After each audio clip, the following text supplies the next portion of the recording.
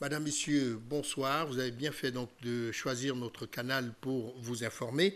Avant justement d'aborder l'actualité nationale, allons-y d'abord à Doha. Doha, c'est au Qatar, là-bas où se tient donc le Doha Goals. Il s'agit donc c'est cette grande rencontre du monde entier, des experts du monde entier en matière de sport.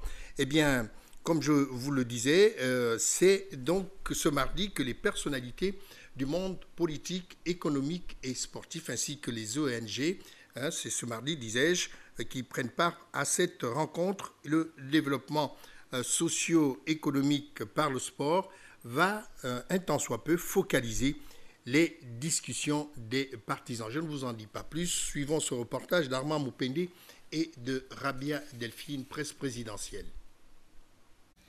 Et si le sport pouvait changer le monde? Près de 1500 personnes venues de plus de 50 pays vont essayer de répondre à cette interrogation.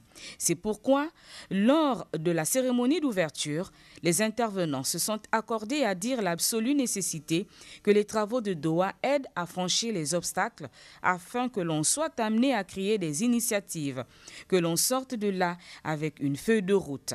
Mais pour l'émir du Qatar, Doha Goals ne doit surtout pas être de l'encre sur du papier qui peut facilement s'effacer. Au contraire, les décideurs doivent, dans leurs réflexions, élaborer des propositions concrètes. Le sport déjà, outil de construction, de renforcement de l'unité, aide à dépasser les différences, à promouvoir les valeurs de paix, a dit Richard Attias, ce qu'Ali Bongo Ondimba ne démentira pas.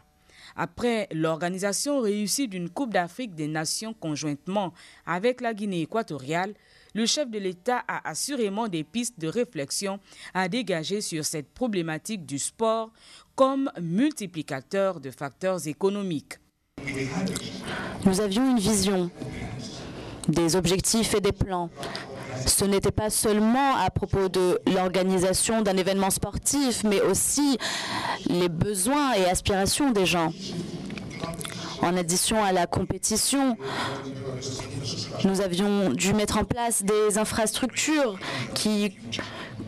dont on pourra bénéficier dans le futur, des routes, la télécommunication, l'eau et l'électricité, et le développement urbain.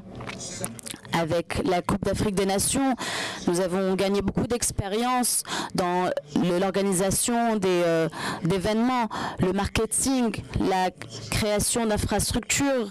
Des nouvelles opportunités ont été créées pour notre jeunesse. Et de nouveaux curriculums sont en train d'être mis en place dans la science et l'éducation. Et c'est pour ça que j'aimerais féliciter Doha Goals, les partenaires et l'équipe d'avoir donné cette plateforme pour rassembler les hommes et les femmes, les sportifs, des businessmen et les médias. J'aimerais aussi féliciter l'effort et l'ambition du Qatar dans le sport. Nous avons les mêmes espoirs pour nos continents et athlètes. Des nations qui réussissent dans le sport, dans des sphères culturelles, sont celles qui, en général, deviennent efficaces économiquement. Développement socio-économique par le sport. Le thème a toute son importance, ce qui explique d'ailleurs la participation des sportifs de renom. Carl Lewis, Marie-Josée Pérec, Daniel Cousin, Oscar Pistorius, etc. Les autorités sportives internationales ont également fait le déplacement de Doha. Comme on le voit, le sport est un facteur de fédération.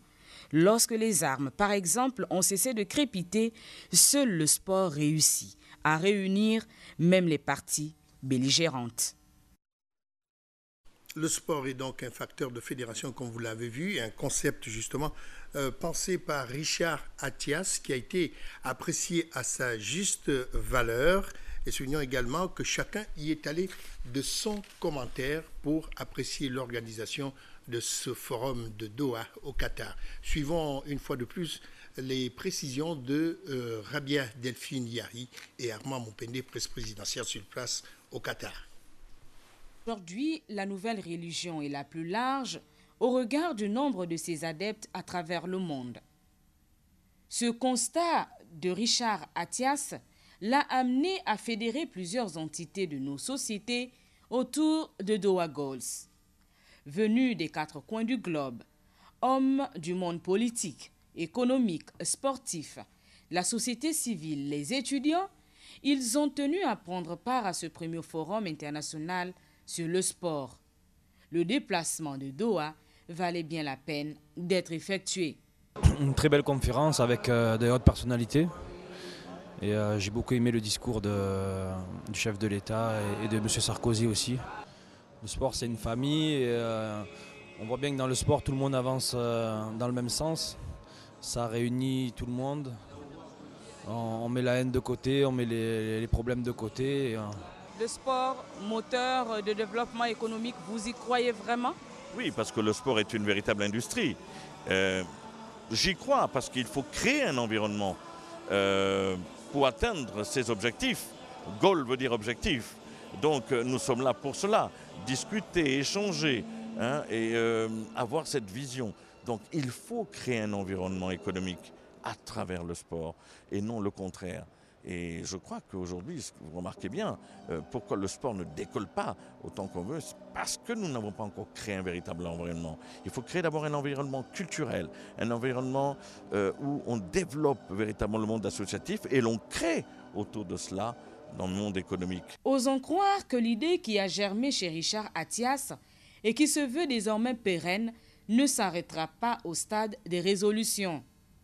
Osons surtout croire que les décideurs prendront la main pour que le sport soit réellement un moteur de développement économique et social dans le monde. Rappelons que le Gabon est donc représenté au plus haut niveau donc, à Doha au Qatar par le chef de l'État Ali Bongo Ondimba.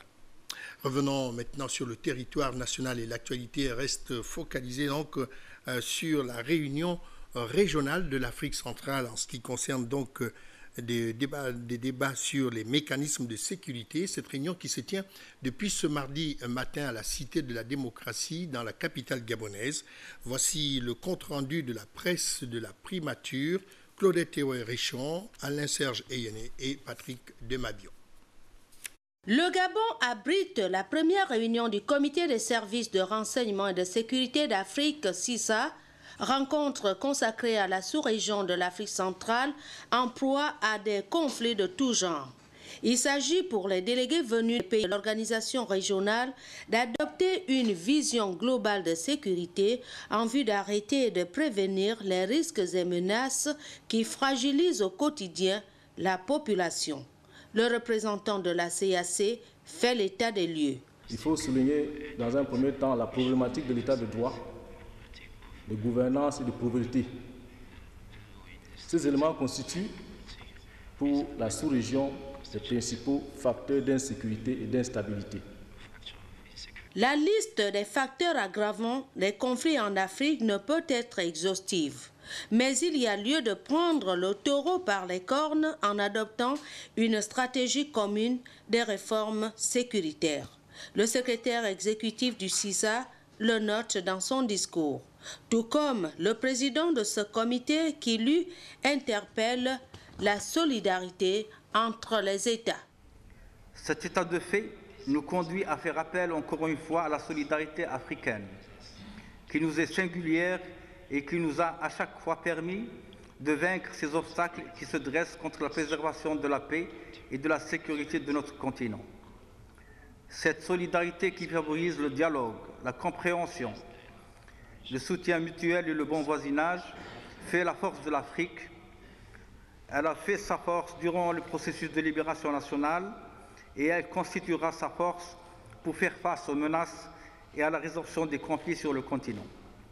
C'est partant de ces principes que la présidence du CISA ne pourra trouver explication à ce que la situation chez l'un ou l'autre de nos services frères, membres de notre comité, se dégrade par suite de malentendus et de mauvaises communications avec l'un de ses voisins. On va vous rappeler que ces travaux donc, ont été présidés par le Premier ministre, chef du gouvernement, Raymond Ndong Sima. Et nous retrouvons nos reporters, Claudette Richon, Alain-Serge Eyene, Patrick Demabio, pour le compte-rendu. Assurer la sécurité des biens des personnes, c'est l'une des principales missions régaliennes de l'État. Et aujourd'hui, plus que jamais, les questions de défense et de sécurité constituent des enjeux majeurs qui préoccupent aussi bien les gouvernants que les citoyens.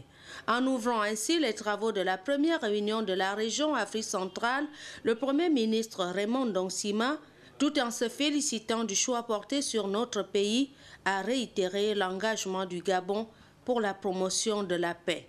Le Gabon adhère évidemment au programme de sécurité collective et de paix, tant au plan régional que continental.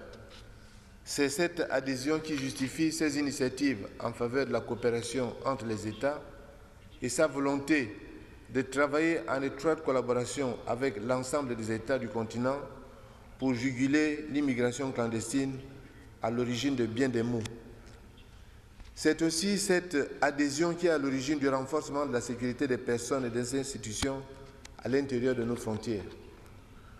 Avec cette réunion du Comité des services de renseignement et de sécurité d'Afrique pour la région Afrique centrale, le Gabon souhaite que cette coopération naissante soit l'outil majeur de l'aide à la décision dans le cadre de notre sécurité collective.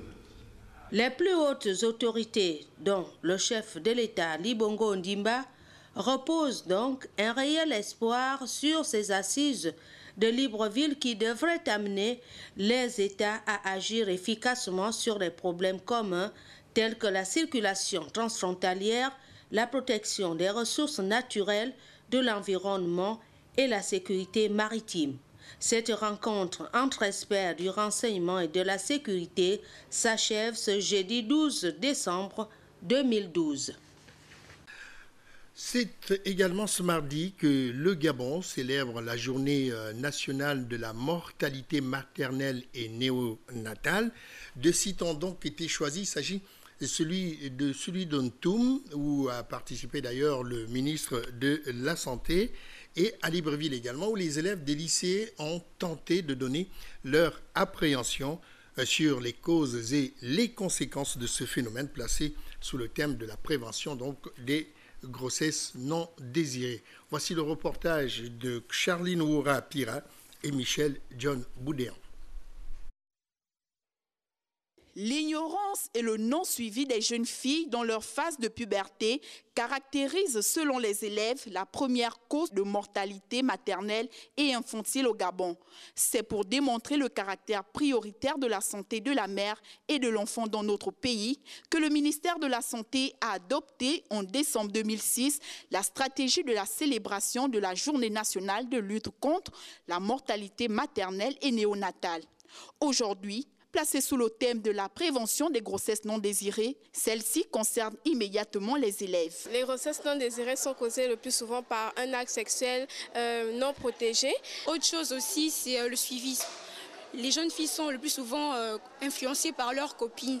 Donc pour pouvoir être comme leurs copines, avoir les mêmes choses, les bijoux et tout le reste, elles vont les suivre et puis attraper des grossesses non désirées. La pauvreté qui est un facteur vraiment fréquent dans nos sociétés, la société gabonaise en particulier. Les jeunes filles sont livrées à la prostitution, à une forme de prostitution pour parfois s'occuper des parents, pour s'occuper des petits frères et ça entraîne souvent des grossesses. Plusieurs raisons sont à l'origine des grossesses non désirées chez les jeunes filles. Sur 5 en âge de procréer, 2 ou 3 ont déjà provoqué des avortements. Cette situation n'est pas sans conséquences. Une fille qui avorte, déjà ça peut avoir un effet sur ses études scolaires. Ça peut avoir des effets sur sa croissance, ça peut stopper sa croissance, il peut avoir des infections, ça peut faire en sorte qu'elle ne puisse plus avoir des enfants plus tard. Il faut dire que plus de 15 ans après le lancement de l'initiative Maternité sans risque en Afrique, le taux de mortalité maternelle et néonatale reste élevé au Gabon et représente environ 40% des enfants de moins de 5 ans qui meurent tous les 28 premiers jours. Voilà, c'est la fin de cette édition d'information. On se retrouve demain à la même heure.